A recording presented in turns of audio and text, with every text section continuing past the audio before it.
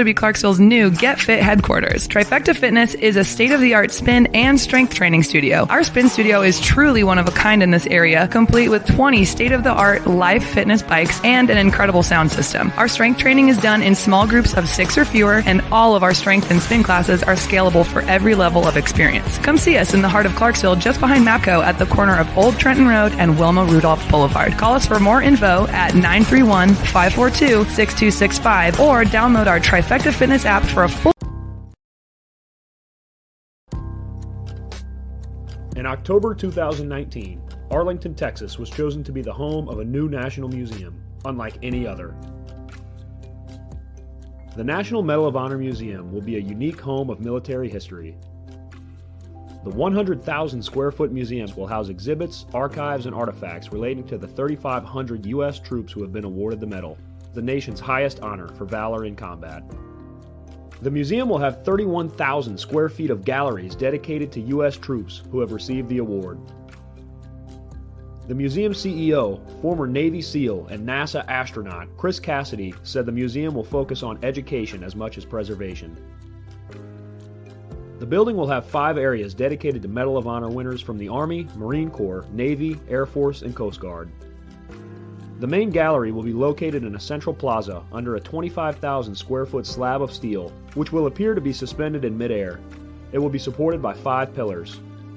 Black Rifle Coffee is a corporate sponsor of the museum, as are the Dallas Cowboys. The museum's board also includes over a dozen major corporations and 6 Medal of Honor recipients, including David Bellavia, Patrick Brady, and Britt Slabinski. Army Staff Sergeant Bellavia was awarded the medal for clearing an entire house by himself on November 10, 2004, as a squad leader in support of Operation Phantom Fury in Fallujah, Iraq. He killed 4 enemy fighters and wounded a 5th in close quarters battle. Army Major General Brady flew and coordinated the evacuation of 51 seriously wounded men during a firefight in Vietnam in January 1968. Slabinski, a Navy SEAL chief and team leader, led a rescue team of SEALs during Operation Anaconda in Afghanistan in March 2002. Slabinski and his team flew to a mountaintop ambush site to rescue Petty Officer First Class Neil Roberts, who had fallen from the back of a helicopter. Slabinski led the team through almost constant combat against an entrenched Taliban force. Along with the board members, former presidents Jimmy Carter, Bill Clinton, George W. Bush, and Barack Obama serve as honorary directors. The museum is expected to open to the public in late 2024. All right. Welcome back. MisFitNation Show. We are a show founded by a veteran and hosted by 2 veterans and a military spouse. Our mission is to get people to tell their stories to the world. If you're an author, share your tips with the Misfit Nation. If you're a musician or an actor, our audience needs to know how they too can get into the business. Coaches, we love our coaches. Come on and share your tips with the Misfit Nation to help them become better versions of themselves. If you are a corporate leader or an entrepreneur, come on and show how you did it and how hard you have fought for success. If you are a veteran, first responder, or Gold Star family, we would love to have you come on and share your story with the Misfit Nation. We always have time for you. If you're feeling down, alone, or starting to see the darkness, stop. Think about those who are around you. You are not alone. You will be missed. If you feel like your problems will be a burden to those in your inner circle or feel embarrassed, dial 988. If you are a veteran, take option 1. We need you to keep pushing forward. Don't make a permanent solution to a temporary problem. If you are a new listener, welcome to the Misfit Nation Show. Be sure to subscribe to our show on your favorite podcast app. Also on our YouTube channel at @the_MisfitNation. Subscribe and click the bell to keep you up to date on our latest episodes and all of our news. You can also find us on Heroes Media Group and About Face Radio. Now, let's get to the show!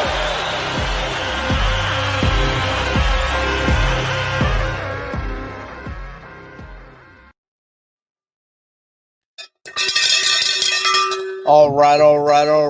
Welcome back to our Sunday after dinner show. I took a nice day today to do some hiking, some mud therapy out at Land Between the Lakes. and then of course catch up on the race with Lacey telling me what was going on with the race, because it was kind of confusing on the app. But he did keep me up to speed, and I got everything I needed to know that Kyle Larson won today, thanks to I guess multiple wrecks during the overtime period in Indianapolis. So as we start our show, as we usually do now, we go to the Officer Down Memorial page, and there's 3 names on there that we haven't talked about prior. We got Corporal Robert William Sumner, Oklahoma Department of Corrections. His end of watch was July 14th, 2024. Probationary police officer Edgar Ordonez from New York City Police Department. His end of watch was July 10th, 2024. Being probationary, I'm guessing he's less than a year in. That's a hard one right there to take. Police officer Muhammad Saeed, Mel Vindale, Police Department, Michigan. End of watch today, July 21st, 2024. Keep them young men and their families and their friends who serve with them in your thoughts and prayers as they go through a tumultuous time. Also, keeping your hearts and prayers the family of Tennessee Highway Patrolman Adam Corthron, who was shot the other night by a suspect who was caught right outside of Lacey's town there in Princeton, Kentucky, just last night. There's still at least one suspect at large, but this man is the shooter, and he's off the streets now. So keep Adam Corthron's family in your thoughts and prayers as he's fighting to come back to us. He's in critical condition, but he is stable at this time. Tonight, we have a good guest. He served in the early 90s in the United States Army. Since then, he has gone through the journey most veterans go through, the ups and downs of life, everything that goes on. He found Warrior Rounds. They helped him to tell his story through music. And now he's going to host the Traveling Vietnam Wall Memorial as it comes to his town of Shepherdsville, Kentucky. So without further ado, let's welcome James Thornton, U.S. Army veteran, to the Misfit Nation. Welcome, James. Hey, how are you, Rich? Doing great, brother. It's great to have you here. I know we met a long time ago on Willis's show, I believe, or on the Tip of the Spear, probably. Yep. So it's been a long time coming to get you on here. So great to have you here. And I can't wait to hear your story. I've heard your story before on Willis's show, and I want my audience to hear your story from your point of view, not my point of view. So if you don't mind, tell us the why behind you joining the greatest armed force in the world, in the United States Army, for one. You got to go to 10th Mountain Division. I won't hold that against you, but you did do great things for our country. Tell us the why behind coming in, and then the roller coaster you did on the way out. Well, it was simple as far as joining. My life was going nowhere. I really had nothing gainful around me. So I figured the best thing to do was join the service. So I talked to my little brother, and we both signed up at the same time. I chose infantry. He chose, he was a Lance missile crew member. And what the hell, let's do it. I had a pregnant girlfriend, so I had a daughter on the way. So I had to do something so that my new family would be taken care of. So I joined the Army. And then after my basic and AIT down at Fort Benning, I got sent to Fort Drum, New York. Watertown, New York. That's a lot of hurt right there. Yeah. Oh, yeah. So the best part about basic training is we were in a cohort unit. So all of the guys, we started out on day one together. We graduated, went to Fort Drum. We were all in the same unit. We all spent the next 3 years together. So I have a lot of very, very close brothers. And, 30 some odd years, 31 years later, we're still just as close as we were then. We had a big get together last year down in Murfreesboro, Tennessee. A lot of the guys from Black Hawk down. And after the hugs and the crying, it was like, dude, I haven't seen you since yesterday. In 30 years, just it didn't matter anymore. So that's what got me in the service. So, and then it was an eye-opening experience. I think our first year in Fort Drum, I think we spent maybe 3 months at Fort Drum. The rest of it was gone. We were just constantly training, constantly everywhere. You name it, we were gone. So, and then, of course, the night that we got notified we were going to Somalia, that was an eye opener right there. So, yeah, I joined in '91 and got out in '95. all that good stuff. And that was, I mean, it's tumultuous time for our Army, our military at that time, 91 when you joined, because right then is when the end of 1991 is when the Desert Shield, Desert Storm started. That's So correct. you came in right at the tail end of that. I'm guessing you went to basic That's right. training AIT at that point. So I bet all your drill sergeants like, oh, this is what's going to happen. And you go fight these guys in the desert, blah, blah, blah. This is what we're going to do. Especially being infantry, you got to go with world events and strike that fear into your head and get that going down there at Fort Benning on Sand Hill and such. And you rocked out through that. Then you wound up in the place that they call the North Country, up in Fort Drum. And you got to love God when you go up there, because if you don't, then bad things happen to you at Fort Drum. Mosquitoes are bigger than your head. It's cold crap during the winter, but you persevered and you guys got sent. You guys went to Somalia, I believe, before the Rangers were there. You guys were there already, right? Oh, yeah. Yeah. We were there, I want to say just before August. There was 4 MPs that were killed in a remote control, a remote detonated bomb. And Raleigh, Kansas, yes. Yeah, our unit was the first ones. That was our first mission, and we hadn't been there very long at all when that took place. So, you know, everybody knows about the Operation Gothic Serpent Black Hawk Down. That was our 3rd firefight. We'd already been in 2 other ones. I mean, stuff was heating up more and more as we wound up closer to the 3rd and 4th. I mean, we had one firefight on September 13th of 93. We literally had to fight our way out of it. We went in to do a cordon and search, and it just turned bad quick. So we fought that one. And then September 25th, the Somalis actually shot down the first Black Hawk helicopter. And the stories that we were told is that a couple young Somali children took the 2 pilots who were alive. The crew all perished in it, but the pilots survived. They took them into a building and dressed them as women. And they actually walked them a couple blocks away to turn them in at the Pakistani stadium, so they would be okay. Yep.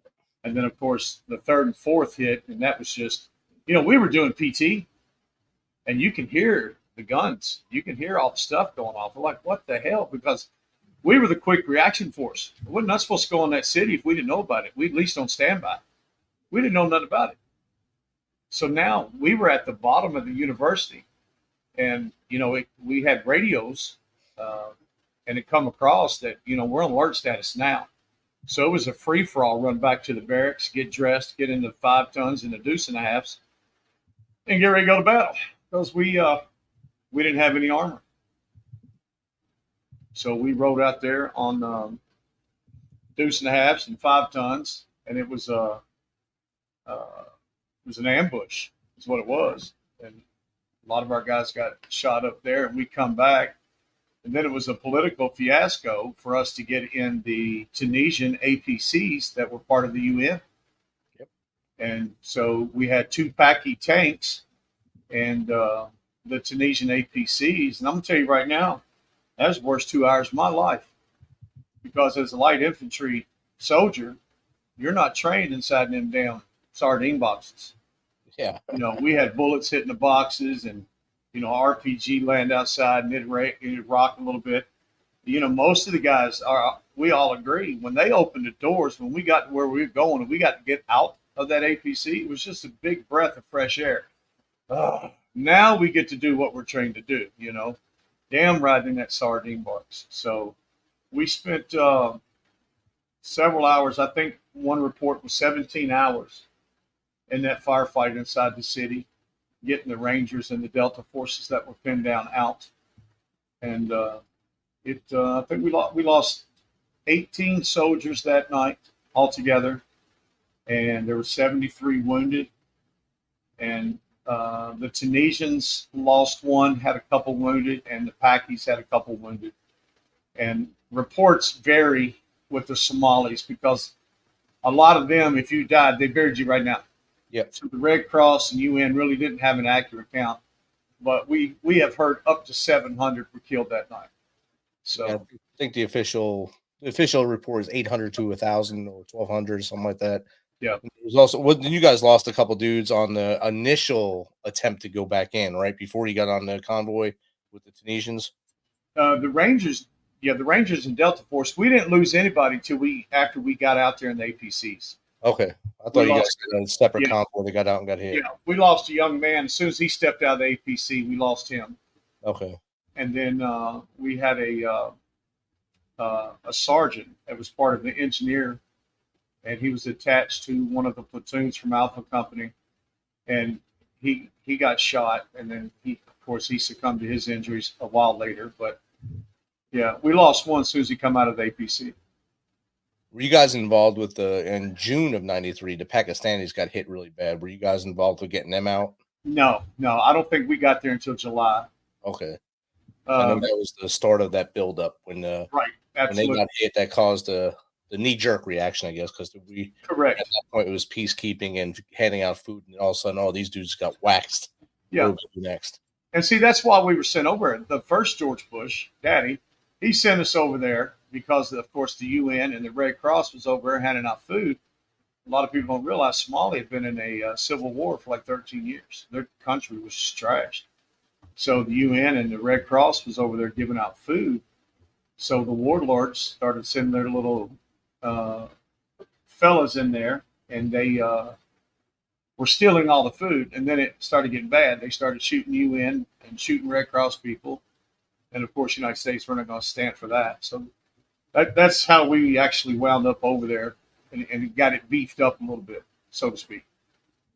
So I know a lot of you, and also I also know a lot of 10th Mountain dudes that were over there with your unit, the 14th Infantry, who went through that tumultuous time. They kind of felt slighted when the book came out by Mark Bowden, and then, of course, the movie as well. So did some of the Air Force dudes, the TAC-P guys that were over there. I understand the angst that you weren't, I guess, spoken about in the book, but I also understand the version that he did was mostly based on his interviews with those dudes. He didn't get to talk. He didn't talk to you guys as much, or your unit as much. Mostly, right. I think your general or your colonel that was over there, he might have talked to him and maybe the S3 or something like that. Right. But not the dudes on the ground. And that's kind of why that was kind of that gray area. What are your feelings on that? Well, for the producer and the director of the movie, you really can't hold it against them. They're trying to make a major motion picture, and they've got to slam 17 hours in just under 2. A lot of their information did come from the book. And it was, we got a lot of, we didn't get nowhere near the recognition that we probably should have. Now, a lot of folks don't know there is a documentary out. It's called Black Hawk Down: The Untold Story, and that is a full-fledged documentary about actually what took place from beginning to end.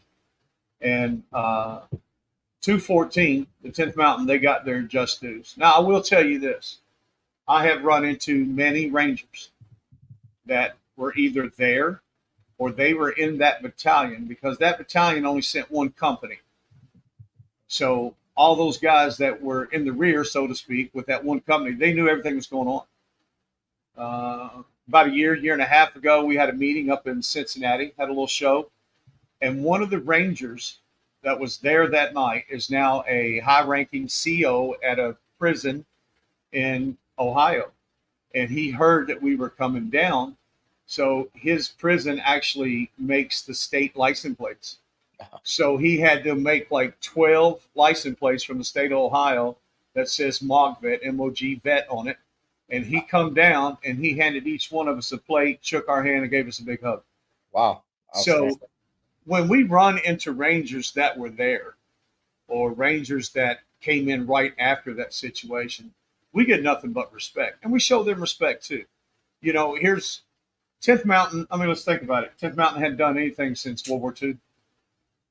Who was 10th Mountain? You know what I mean? All right. You got a bunch of knuckleheads up there running around with a blue cord on their shoulder, but what do they really do? So they really didn't know what we were about.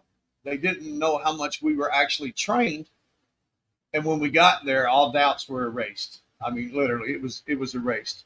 So, at one time, just up to a couple of years ago, the 10th Mountain was the most deployed division out of the U.S. Army. Yeah. And that's pretty much where it started. I think at that time, I came in right when this happened, so that's when my active duty started. My first days on active duty was when Black Hawk Down occurred. So I learned what DRF was, Defense Readiness Force. I was at Fort Stewart. I was in 315th Infantry, and 464 was sent over. The 464 Armor was the task force that got sent over to help you guys out, along with some elements of my unit. And that's how I found out. I didn't even know what Somalia was. Yeah. That's how our blinders were on the United States. No one knew you guys were there. It wasn't the big story. Correct. And kind of like now, there's a lot of things going on in the world right now that we do know. The most people in the United States do not know what's going on with our military right now, or where they are, or what they're doing, or why they're doing it. There's some people that do, of course, but we know that you guys were the most deployed from, I think, I want to say 89 through probably 94. 88 through 94, I think 10th Mount was the most deployed division in the Army because they didn't know what to do with you guys since you were so far north. And they would just send you guys away. Let's get them out of here. Let's get them out of here. Let's do this. Let's do that. But you guys were in Sinai. You guys were in Somalia. You guys were in Desert Storm, Desert Shield, Desert Storm. I think you guys were in Egypt, obviously. Bosnia, Haiti. Kosovo, all that stuff. Haiti as well. Yeah, 94 in Haiti. So you guys got sent a lot of places. But all the big names, yeah, everyone knew about Kosovo, Bosnia. They knew about Haiti. Somalia was just this weird place over there. Yeah. No one knew about it. And when you got there, you're like, what the hell is this place? Yeah. Why am I in just south of Djibouti? Yeah. And, doing what I do now, I don't play politics. I have to walk that fine line. Right. What I think about politics is my business. But President Trump said it correctly. It was a shithole. Yeah, there's just no other way to put it. It was a shithole. It still is a shithole, But the educated civilians of that country, once the government fell, they left. Yep. They went to Kenya. They went to Egypt. They just got the hell out of Somalia. So think about it. The worst parts of the major cities in the U.S., if all of the educated and people with money, anybody with a little bit of common sense left, who are you going to have left? And we're no different than anybody else. Fortunately, we haven't gone through that yet. So, and you get the trash, and then you got the head trash leading the lower trash, and it creates a big old trash pile, literally. Trash in, trash out. Yeah, absolutely. Exactly. Absolutely. I heard this one time, Rich, and I want to mention it, that there's a term. It's called a Pyrrhic victory. You ever heard of that? No. It's a victory that inflicts such a devastating toll on the victor that it is tantamount to defeat. Yep. Such a victory negates any true sense of achievement or damages long-term progress. So you can't call, we don't feel it was a victory. Did we execute? Did we complete our mission that night? Absolutely. With the exception of Chief Durant that was taken hostage, we got everybody back. Yeah. And there was a lot of due diligence to get Chief Durant out that evening as well. So thank God we finally got him back. But 10 days later, it was hell. And of course, we didn't have cell phones. We couldn't run in there and get on social media and send messages to our family.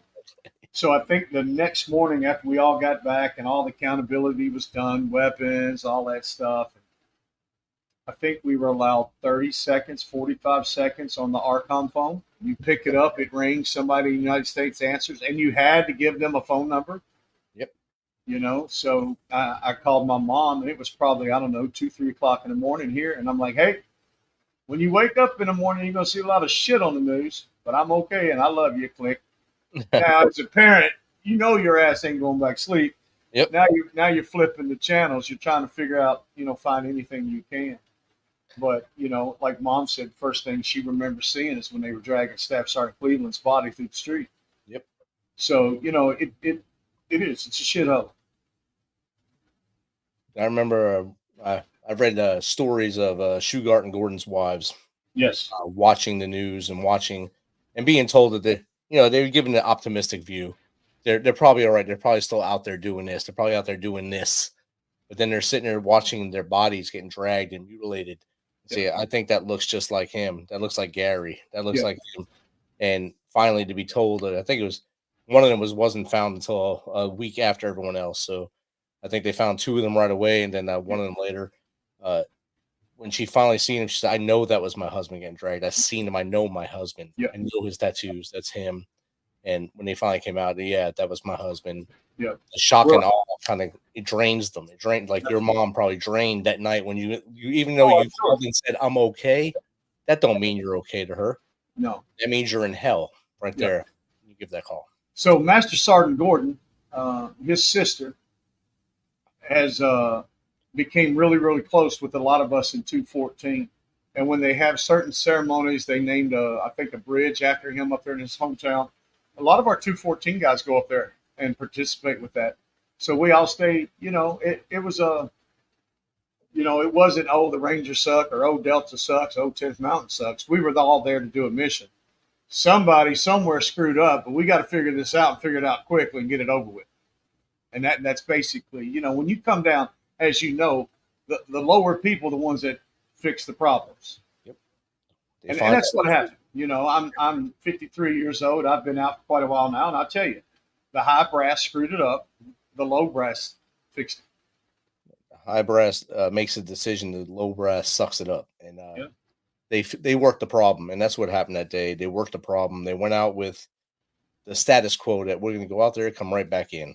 We're going to hit, run, like we do every other mission. Yeah, and that just didn't work out real well. But that's when, as we flash forward to the global war on terrorism, it's something we call complacency at the time. Yeah. So once you get into that groove of doing the same thing every day, it's complacency. And that's how you lose dudes and dudettes, when you stop thinking about everything you need to do to be successful in a mission, no matter, and you have to think about all the things that could happen, the what ifs. Yep. I know we hate to say what if, but what if Johnny falls out of the helicopter? What happens at that point? That wasn't something you can't plan on, some dude falling off or missing the rope. You can't miss that. You can't plan for that. And when that happened to Blackburn, that kind of started that snowball. And then once that happened, then the shootout coming out with them, Sergeant Strucker's Humvee coming out, bringing them guys out, and them getting shot up, losing all them dudes just in that convoy coming out. Right. That was a bad convoy. And then everyone else getting trapped in when the first bird went down, Elvis's bird went down. And then, of course, Durant's later. Yeah. So, see, 3 birds were shot that night. One actually made it back to the fort. And, of course, the other 2 went down. So what started, I don't know what started it, but we got home around mid-December of 93. And then April of 95, I had a daughter pass away. And then I filed for divorce in June of 95. So in 16 months, I come home from combat, I buried a child, and I went through my first major divorce. Well, I became probably the biggest drunk asshole you've ever met, literally, and I admit it. I got a few years later, I got custody of my children, my daughter and my son, so I became a single dad. And I was probably the worst dad on the face of the earth. Nobody gave me a book.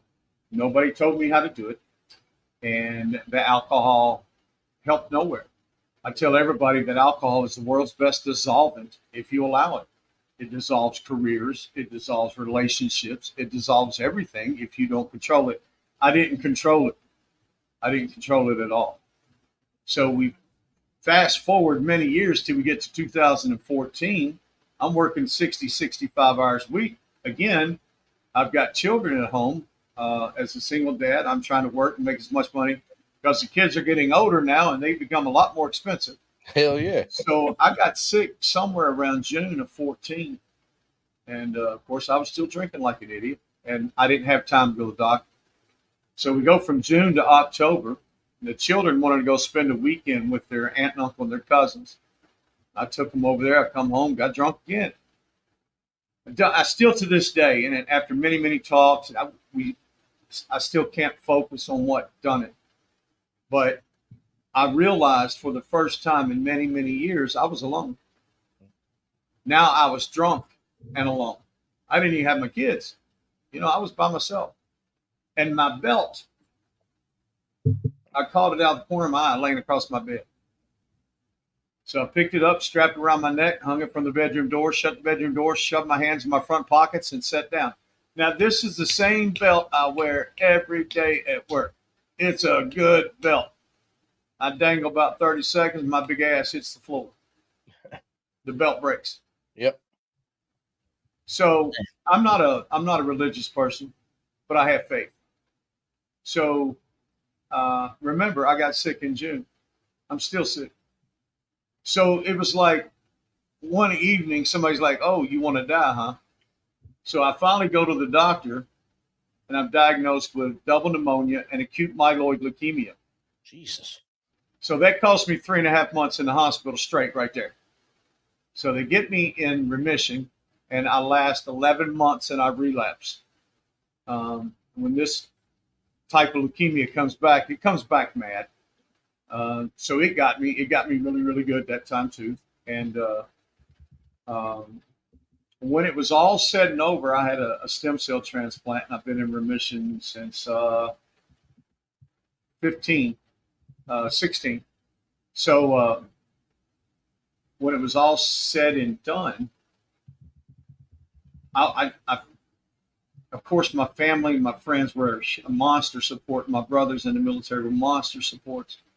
But again, I was getting in that place where I felt alone. Now, I put liquor down. I did do that.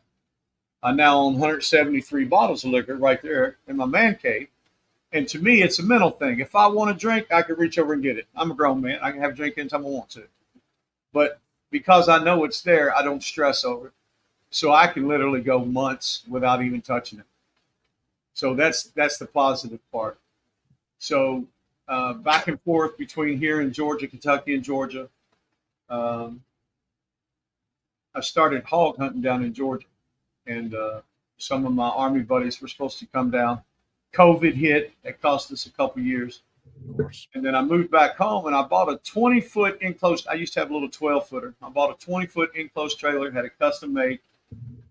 And JT Cooper called me one day, and he received a Purple Heart in Black Hawk Down. He was an Alpha Gun. And it was his roommate that was killed, that stepped out of the APC. So he's like, "Well, you got that big trailer." He said, "You got room for me to come down to hog hunt?" I said, "Well, yeah, I always got room for you to hog hunt." I said, "But I kind of got this other idea." Prior to that phone call from him, he invited me down to Nashville to do warrior rounds. And he had asked me, I don't know, 2 or 3 times before, and I kept pushing him off. Well, this time, a couple of my buddies from my unit was going to be there, so he kind of pinned me in a corner. I had no choice. I had to be in Nashville.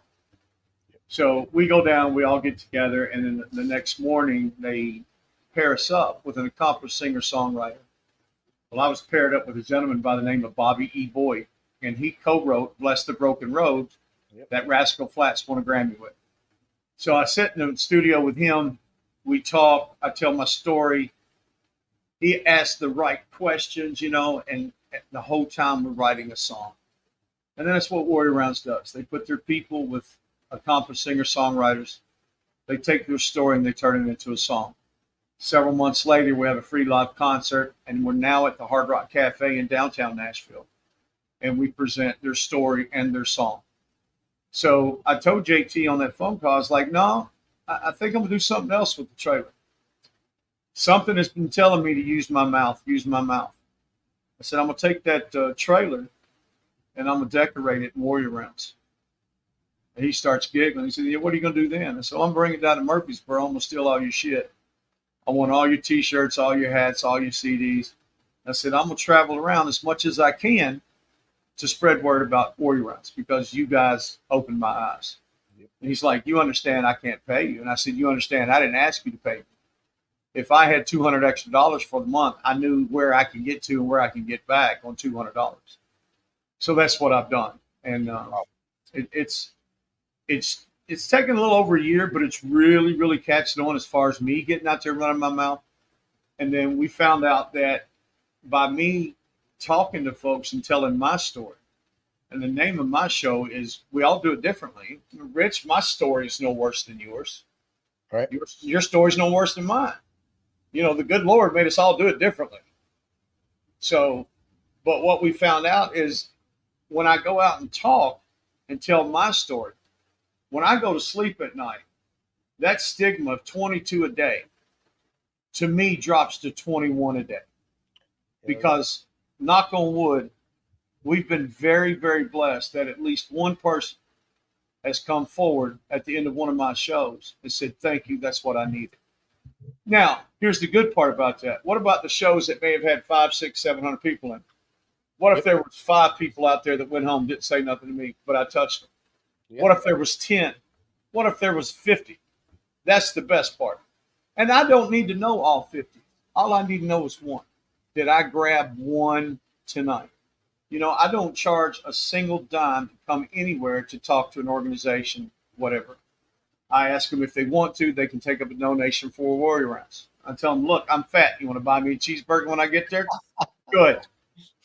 So extra bacon. It's been really, really good. And, I was up in Parkersburg, West Virginia last year, and we had a really, really good show. My buddy's the supervisor for the company that does one of the Vietnam traveling balls. And I was like, man, that would be awesome in my hometown. So I got my mayor on Facebook. I sent him a message. I was like, hey, we need to look at this. So we were to leave that following Monday or so, Sunday. And, of course, my buddy Wes, he had to come really close to my hometown to get back to Texas. And the mayor's like, why don't y'all just come in? Let's have a chit chat. So we did. We hauled ass back to Kentucky, met with the mayor. And within 5 minutes of being in the mayor's office, he's like, yes, we're going to do this. Yes. So then he asked me to come speak to the city council that evening. My buddy had to get on to Texas. Spoke with the city council. Absolutely. I've been working on this for about 10 months now, and it will be here at the end of this month. So there it is. I mean, that's outstanding, James. And we like to say here, reach one, teach one. Same thing on your show. And the same thing every time you do a talk. Reach one, teach one. That's so right. If we can reach, like me and you talking tonight, if this live stream reaches one dude or dudette and makes him put that gun down or puts that belt down, or maybe doesn't get in that car and drive into a wall, hell, we succeeded today. Yeah. The proclaimed number is 22. It's actually about 44 a day that we lose. And it's not just our generation of veterans, it's Sure. Vietnam veterans as well. But it's a horrific number no matter which one you look at. 22, 44, anything in between this, anything above 1 is bad for me. Absolutely. If we can save one of those, yes, we're doing great things. And I think my effort, your effort, Willis's effort on his show, the Triple Threat Vets podcast, they do it good. Tip of the spear. We try to get veterans things out there, but it takes us to help us. It's not going to take Joe and Josephine on the street to make us understand what we're doing. It takes us to look each other in the eye and say, hey, dude, you are not okay. I am not okay, but it's all going to be all right. Yeah. And I can use 2 examples, Rich. One, Warrior Rounds. And I'll just use you as an example. I can set you in front of the VA's best psychiatrist, psychologist, therapist. 1, you're pissed. 2, you don't want to be there. You're going to say at least amount as possible so you can get the hell out of there. But I can take you and put you in a recording studio and shut the door, and you won't shut your mouth. Exactly. And we have proof of that. We've got it all on videos. Just like JT says, we got it all. It's right there. So when I was in Parkersburg, I met a couple, and the wife kept telling me she's been with her husband, I think, 25, 26 years. He's not going to talk. And I said, ma'am, he will talk. She said, no, you don't understand.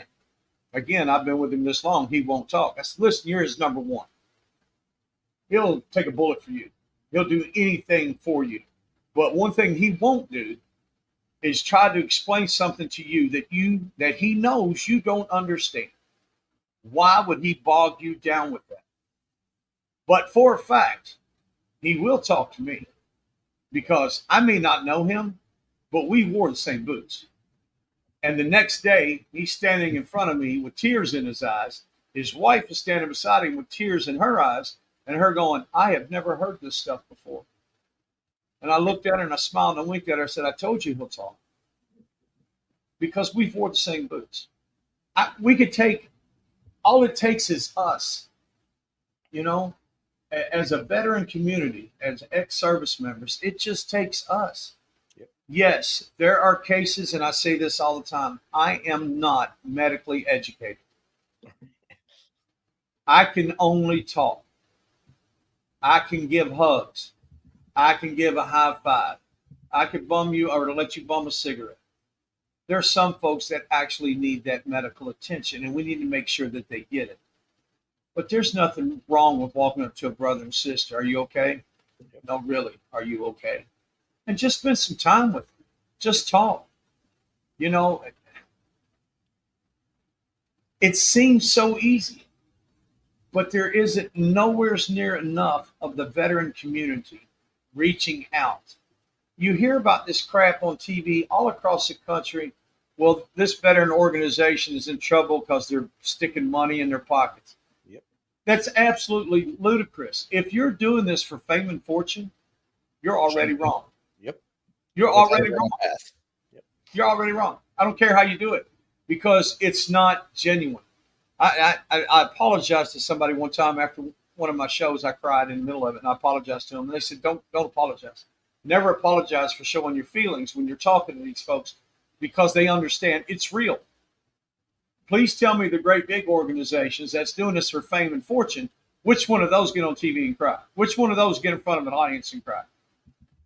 And I'm not saying in order to help somebody, you got to cry, but show a little bit of emotion. Show that you care somehow, because that's going to mean more to them than any amount of money in your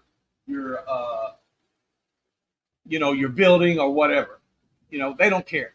What they care about is that you show them that you care. Exactly. And that's what I attempt to do every time I go out. So me and Jake co-hosted a Tuesday crew there. We were in Fort Liberty, or Fort Bragg for you old types, North Carolina this last week, and we got to hang out with one of my former soldiers. He's down there now. He's with Special Forces, and he started a nonprofit called Warriors in Motion. You probably never heard of it. No, I haven't. It's not broadcast, but what he does is it's endurance racing. He'll get 12 veterans and put them in cars. They drive for an hour at a time, and they do 12-hour shifts.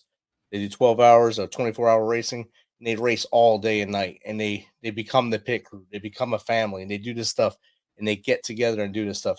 It was amazing to hear him talk about it, see his eyes light up and tell us about the story and about the organization Warriors in Motion. And me and Jake just sat there soaking it in, and it was amazing to have it. And whenever you're with a group that's actually honest and forthright about stuff, it makes you feel good inside. And Warriors in Motion is one of those things. Yeah, when I go out, I tell people all the time, when I get done with the show, Rich, I'm on zero. Mentally, physically, I'm on zero. It's get me back to my truck, my trailer, the hotel room, wherever I'm going for the night. Leave me alone. I'm done. I mean, I put it all out there. I was at a show one time, and it was 9 or 10 rows back, and a young man was just, he was in tears. He was shaking, and I'm talking. I had one of the little goofy ass headsets on, and I kept looking at people, and they're just looking at him. Nobody freaking moved. So I kept talking. I go down off stage, and I go back in the aisle, and I grab this boy, and I stand him up. And, man, he just latched onto me. And I keep talking, and I'm like, folks, sometimes this is all they need. You know, and I wanted to lash out on him. All you folks sitting in here, you're looking at this boy, but nobody moved. Why? Yeah. He's just as important as anybody else. Hell yeah. You know, it baffles me sometimes, you know. A lot of people claim to be this big veteran supporter, or we're going to help our veterans. And they sit there and they watch this boy just break down, and they don't move. Definitely. You cannot be a veteran supporter if you can't give something as simple as a hug. You can't. Exactly. Because sometimes that's all that veteran needs. They just need to know that one person close to them actually gave a shit. And I think something that came out in the mental health world in the last year or so, or the social worker world, telling people it's okay not to be okay. And I And it mean, is. your guys, when you guys came home in 1993, I know when you came home, there was no freaking mental health professional to say, "Hey, bro, what can we do for you?" There was none. There was Nope. none whatsoever. Nope. And if you did ask for help, you were put on this blacklist. This dude's broken. This infantryman can't be an infantryman. Let's get rid of him. And That's that right. did not change probably until 2010 plus. At that point, when they started realizing that, hey, we're messing up these young men and young women. We have messed them up bad by Yeah. pushing, just keep pushing, kind of like the education system. Just keep pushing them through. No child left behind. No matter how dumb they are, they're still getting past. And the same thing with our mental health. We just push them, no matter how broke they are. We just push them through. And then Absolutely. now the whole world thinks every veteran is broken. We're not all broken. It's okay not to be okay. Sure You is. just got to figure out how to do what we're doing now with a new set of brain matter and do things differently.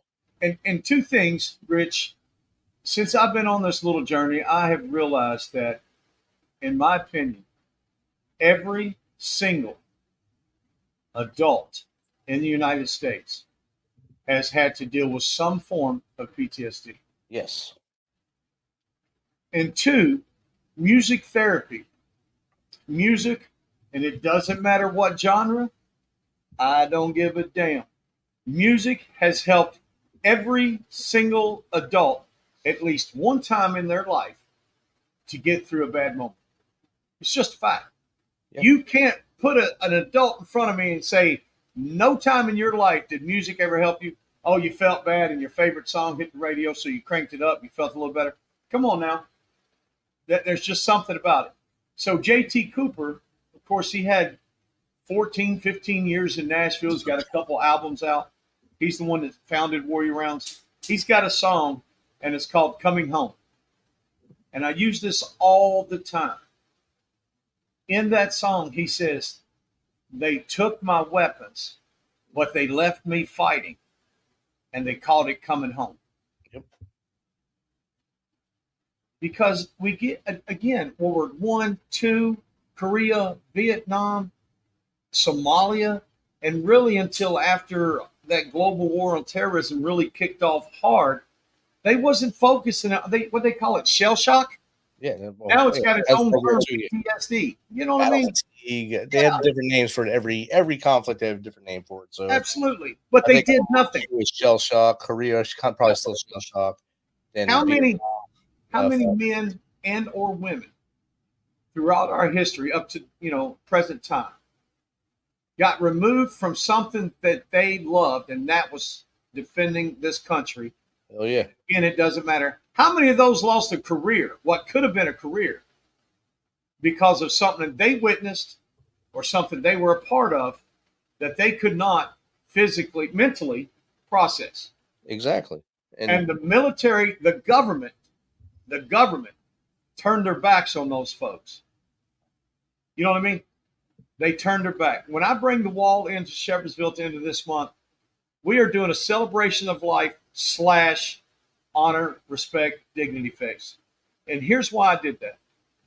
When we come home from Somalia, it was just getting started. Maybe a high five in the airport or something. Iraq, Afghanistan folks come home, man, they blew the roof off in places. These kids were going home to small towns. They were small town heroes. They had parades for them. Woohoo! Please tell me what our Vietnam vets got. They got not a damn thing is what they got. And that's the reason. Like shit. Their struggle is why our generation was able to come home to high fives, or Yes. as the storm veterans having a ticker tape parade in New York when they came home, or wherever the parade was.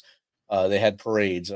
We came home from global war and terrorism. All 4 times I came home, there was some kind of band there. It was the division band. It was someone saying, "Hey, welcome home. Yep. You done great. You done great for your country." They didn't get that, but they're fighting from 1970 through 1999 to 2000, whatever. that fight that they put up, those men and those women that fought in Vietnam, they fought so that we can stand up now and be on this show. And we can say, hey, thank you. Thank you for everything you did. And we're going to keep passing this torch forward so no generation ever has to go through what you went through. Absolutely. We got 3 young men from our county that was killed in Vietnam. I have personally talked to family members of all 3 men. And we're having a ceremony for those 3 men. And I've told those families, it's not just about your brother. It's about you and your whole family. Yep. Because you guys have gone through the biggest 2-letter word in this world, and that's if. What if? What if he would have come home? What if he became president of the United States? What if he had 10 kids? What if he had 40 grandkids? What if he followed his dreams? You know what I mean? So I'm not celebrating just the life that that soldier gave us. I'm celebrating that family that's life has been thrown away because of that big word if. Yes, they could have been successful people as well. They went and had their families and a bigger family. But a part of that was always missing. Yep. Always. So not only do I want to honor those soldiers, I also want to honor those families. And I told them what I'm doing. We're having a celebration of life during the day. We've got folks coming a real long distance to us. So when we play taps at night, everything stops. Everything stops. Now we go into that honor, respect. You know, it's we've had a few naysayers in our area. Oh, I don't agree with what you're doing. I don't give a shit what you agree with. Yep. It's not your show. The main reason you're mad is because you're not in charge of this show. But the people that I think I have to make happy is 1, those 3 families, and the governmental agency that's responsible for this show. If those folks are happy, you know what? To me, everybody else is a guest. Everybody else is a guest. And if all you're going to do is bring negativity over here, we've had enough of that shit. We don't want to hear it no more. Don't bring it because you're really going to make an ass of yourself. I think there's a song out there that says turn around. Just turn around. Absolutely. That's it right there. Just have them turn around, walk away. If it doesn't apply to you, have a nice day. Have a nice day and do what you got to do. I've worked pretty hard on this event. And so again, I know a lot of the bluegrass state young men went to Vietnam. A lot of them did not come home. Correct. A lot of Tennessee's young men did not come home as well. We're right next door to each other. We're about 3 hours apart, basically. So when you do this, keep that in mind. There's a lot of dudes and dudettes that didn't make it home, and their families are still in those areas. They're still ingrained in those areas. They haven't left because that's where they grew up. That's where their life is. And when they see that wall come through, because a lot of them have not got the chance to go to DC to see the main wall. Absolutely. Go and get that rubbing on that wall. I tell a story all the time. I was at one wall event, and a little old man and a little woman come in about 10:15 at night. They picked him up in the golf cart, took him to the information booth, and took him up to the wall. He stood up next to the wall, I don't know, 20, 25 minutes or so. And then this area had some benches. So the little old man, little old woman sat down on a bench. She reached in this bag. She wrapped him up in a big blanket. Now, remember, it's about 42, 43 degrees. And they sat out there almost 3 o'clock in the morning. And I asked one of the volunteers, are they okay? Yeah, they're fine. That's their son on the wall, and they have never seen it. Yep. Now, this was just last year.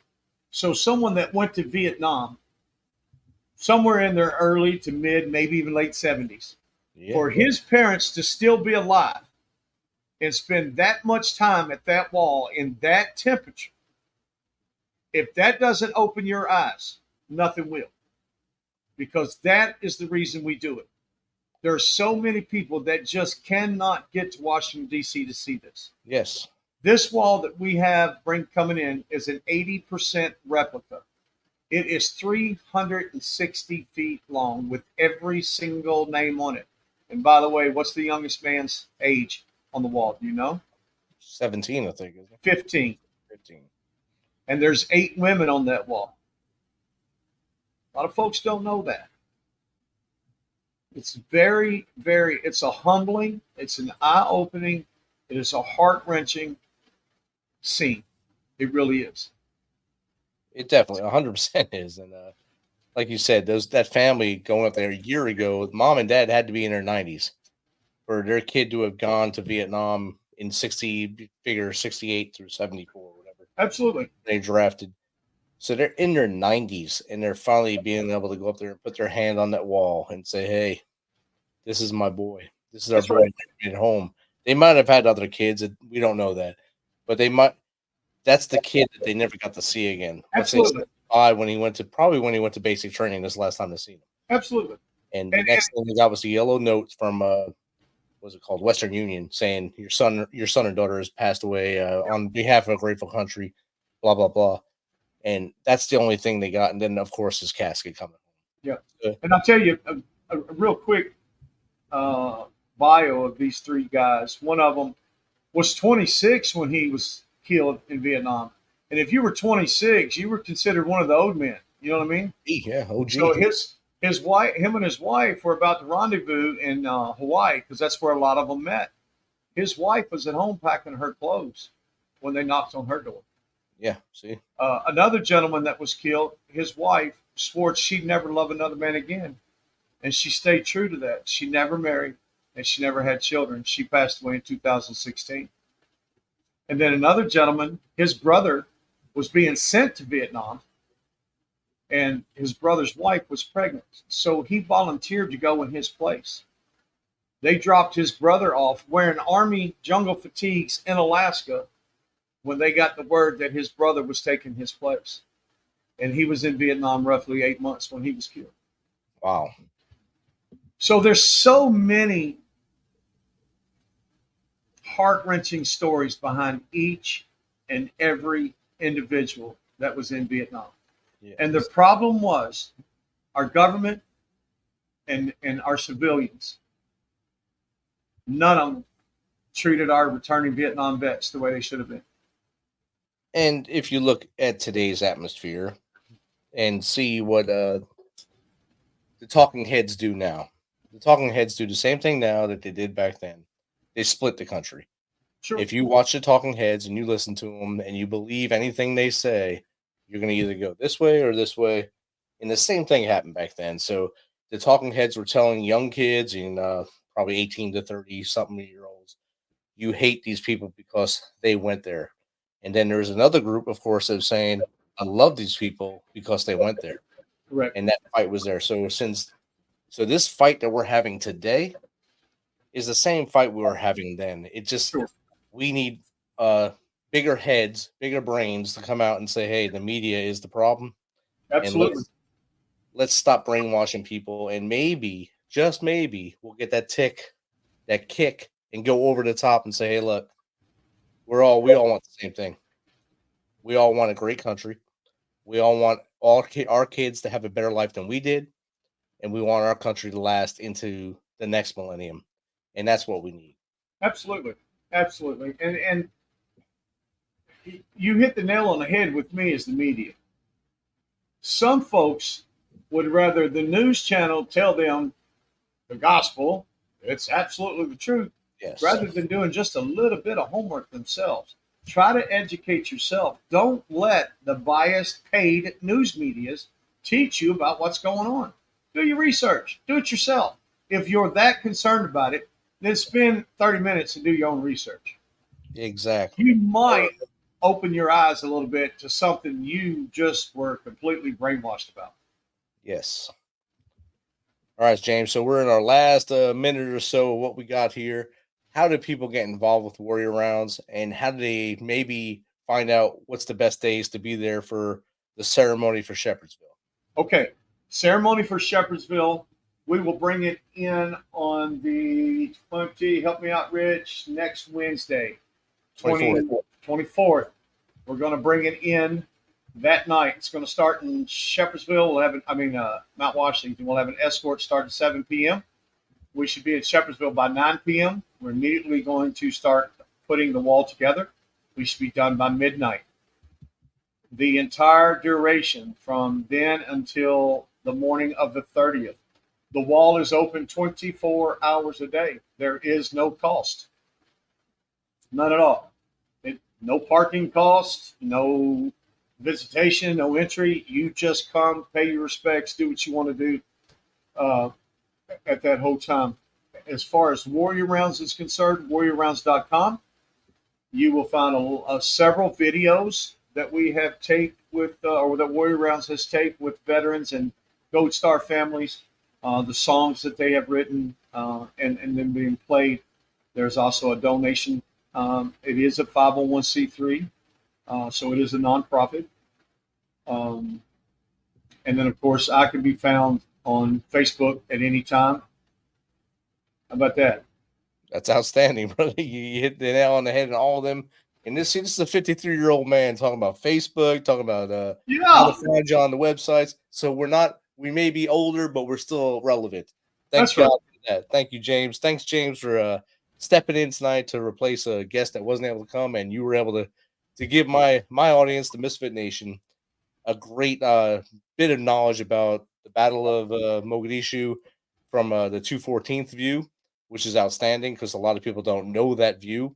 And I'm gonna do something to probably make you cry a little bit, but I'm gonna say the names of the two dudes that you guys lost. You lost Sergeant Cornell Lamont Houston Sr., 1st Platoon Charlie Company 41st Engineer Battalion, a sapper. He died of wounds at Launchstool Regional Medical Center. He received the Flory Medal and the Purple Heart along with the Bronze Star of Valor. PFC James Henry Martin, 11 Bravo. He was a member of 2nd Squad, 2nd Platoon, Company Alpha, killed on the rescue convoy. And he was the one that James was telling us about, was shot in the head. So, James, I wanted to say their names out loud because that's what we do here at the Misfit Nation. We say names out loud so people know that they're real people, and to celebrate you and to make sure that you know that we care about you and your brothers in 214th. So thank you, James, for coming on tonight. It's been great chatting with you. I think the audience was very engaged with this one. Thank you for everything you do. Thank you, Rich. I appreciate it, and thank you for having me on. No problem, brother. Have a good night. You do the same. Thank you. This is a message from the U.S. Department of Veterans Affairs. Got a question about your VA benefits, healthcare, or eligibility? Go to va.gov, where you can access a new interactive chatbot to ask questions 24/7. One can still browse va.gov for information, but you can now ask specific questions to the chatbot, like what's the PACT Act? How do I apply for disability benefits? What's my claim status?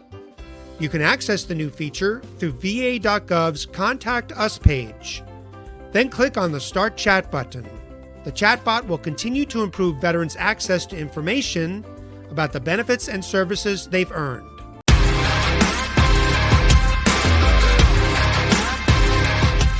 Thanks for checking us out and being a part of the Misfit Nation Show. Don't forget to visit our website at themisfitnation.com. That's themisfitnation.com. Check out all our past episodes and get some of the great Misfit Nation gear for you and your family. As always, be humble, stay hungry, and keep hustling because we are Misfit Nation. Misfit Nation.